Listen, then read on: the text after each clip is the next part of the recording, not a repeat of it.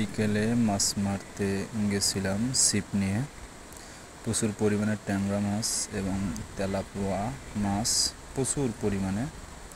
এই ছোট্ট খাল দেখতেছেন, এই ছোট্ট খালগুলোতে অনেক মাছ, ট্যাংরা মাছ, টাকি মাছ, তেলাপোয়া মাছ, আরও অন্যান্য মাছ আছে এখানে।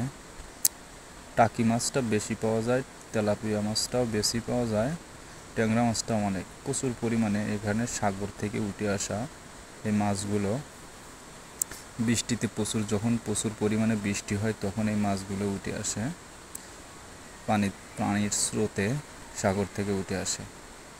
আমি আর আমার এক কলিগ, ওই কলিগটা ওখানে বসেছিল, আর আমি দুজন মিলে ছিপ নিয়ে মাছ মারতে আইছি। সুন্দর একটা মনোরম পরিবেশ, অফিসের মধ্যেই সুন্দর একটা মনোরম পরিবেশ। পাশে কাশবন দেখলে মনটা ভরে যায়। সেই কাশবন যা চিরবিদায় নিয়ে চলে যাচ্ছে।